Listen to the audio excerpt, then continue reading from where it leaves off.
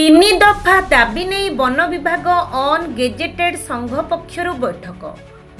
शिकारी गुड़ी गतकाली ढेंकानाल जिला हिंदोल जड़े फॉरेस्ट गार्ड प्रहलाद प्रधान मृत्यु होता। यह घटना आज वन विभाग अन गेजेटेड संघ पक्षर एक जरूरीकालीन बैठक अनुगुल वन खंड अधिकारी कार्यालय सभागृह अनुष्ठित हो जाइछि।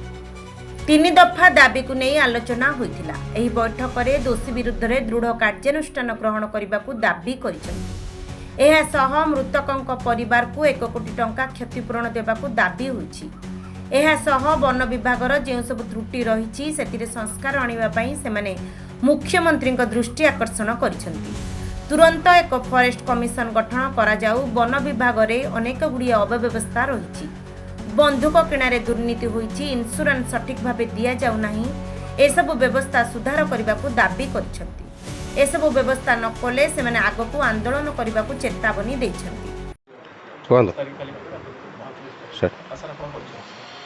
जगबंधु पात्र ओडिशा अणगेजेटेड वन सेवा संघ राज्य सभापति।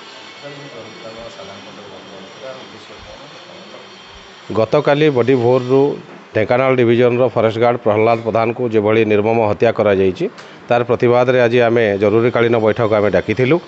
यही बैठक रे जो माने ये घटना घटाई तांको निंदा करवा सहित तांको विरुद्ध में दृढ़ कार्यानुष्ठान ग्रहण करने आम सरकार निकट में दाबी रखीचु। एवं तार परिवार को जो इंश्योरेंस पैकेज पुलिस मान को जमी 1 करोड़ दि जाऊँगी डेथ कंपेनसेशन देवा और तांकर परिवार क्या थैथान चाकरी देवाई आम दाबी रखीचु।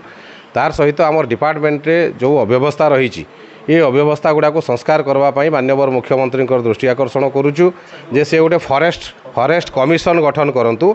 जो फॉरेस्ट कमिशन आमर जो विभिन्न प्रकार समस्या गुड़ाक अच्छी से दृष्टि आकर्षण करेंगे और सेटा विचार करेंगे। जो रिपोर्ट देवे सरकार को तार अनुसार सरकार कार्यकारी करेंगे। अव्यवस्था माने बहुत गुड़े अव्यवस्था अच्छी सरकार तमें आम दीर्घ 15 वर्ष है दाबी कर आसुचु जे माननीय तत्कालीन मुख्यमंत्री जी थे से घोषणा करते स्पेशल स्ट्राइकिंग फोर्स 51-50 डिविजन रे गठन करेंगे। आज पर्यंत से गठन करागला नहीं। इंश्योरेंस पैकेज आमको फॉरेस्ट डिपार्टमेंट कर्मचारी मानक पुलिस भली इंश्योरेंस पैकेज सैलरी पैकेज देवे माने दाबी रखीलु। आम सेटा पीसीसीएफ कहले दौरान सेक्रेटरी को जाकर भेटिले से दे पीसीसीएफ को ये भाया जो मानसिकता रोचे आम अधिकारी मानी से आज पर्यंत कार्यकारी हो पारिनी जहाँद्वारा कि ये कोटी टंका इंश्योरेंस पाइबा जगह ये लोक क्षति सहला। आज आमर तार परिवार से पाइले नहीं से सुविधा। यहाँ गोटे अव्यवस्था अच्छी डिपार्टमेंट रे अव्यवस्था अच्छी। जो गन गुड़ाक किणागला शिमिलीपाल इनसीडेंट पर से गन गुड़ाक मनमुखी भाव में डीएफओ मैंने परचेज कले तार गोटे प्रिंसिपल स्टेट लेवल में तैयारी करवा कथा जे फॉरेस्ट गार्ड मैंने फील्ड रे ड्यूटी कला बेले से पिस्तल धरिकी जी कि रिवॉल्वर धरिकी जी ना AK-47 राइफल धरिकी जी केमती कार्य निभाई से गन को यूज करेंगे से जिन आज पर्यंत प्रिंसिपल है नहीं। मन इच्छा डीएफओ मैंने किणिले से बड़ धरणर गोटे किकबैक होती पैसा पतर सब खाई अफिसर मैंने सेटा भी तदंत करा जहाँपाई आम दाबी रखुचु। आउ व्यवस्थित ढंग से आर्म्स वेपन व्यवहार करबार भी आम दाबी रखुचु।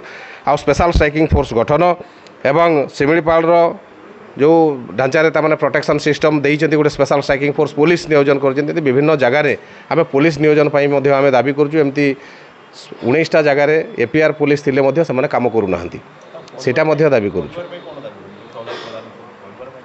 कहली परा से परिवार पाई आम दाबी करूँ 1 करोड़ इंश्योरेंस दि जाऊ थैथान चाकरी दि जाऊ परिवार क्या सेटा दाबी करूँ परिवार। ठीक अच्छे आमर ये दुर्घटना परिप्रेक्षी में आम 3टा डिमांड नहीं सरकार निकट को जाऊँ। प्रथम डिमांड है संपुक्त व्यक्तिर परिवार को थैथान करवा और 1 करोड़ रुपीज जो डेथ कंपेनसेशन प्रदान करने आम दाबी रखुचु। द्वितीय दाबी है आमर फॉरेस्ट कमिशन गठन करी आमर जो समस्या गुड़ाक रही जंगल विभाग जो अव्यवस्था रही ताकू सरकार विचार करेंगे बोली आम दृष्टि आकर्षण करुचु। तृतीय दाबी आमर होची इंश्योरेंस पैकेज जहाँ पुलिस वाला को दि जाऊँगी सैलरी अकाउंट इंश्योरेंस पैकेज से जिनसर आमको भी दि जाऊ। ये 3टा दाबी जदि 8 तारिख सुधा सरकार पूरण करेंगे ना 9 तारिख में आम प्रत्येक सर्कल रु कलेक्टर जरिया माननीय मुख्यमंत्री उद्देश्य गोटे गोटे मेमोरेंडम प्रदान करूँ। 15 तारिख रु आमर स्ट्राइक आरंभ हम कर्मचारी मानकर आंदोलन सामूहिक आंदोलन हम। 15 तारिख आम प्रतीक आंदोलन स्टार्ट करूँ 21 तारिख पर्यंत। 22 तारिख रु छुट्टी रहीकि कार्यबंद आंदोलन करूँ और सबू सर्कल ऑफिस आम धारणा देवु। सारा राज्यर कर्मचारी सारा राज्य में जो 8टा जाक सर्कल अच्छी सबुठी धारणा आम प्रदर्शन करूँ। जिते दिन पर्यंत सरकार विचार करेंगे ना से दिन पर्यंत आमर जारी रही आंदोलन।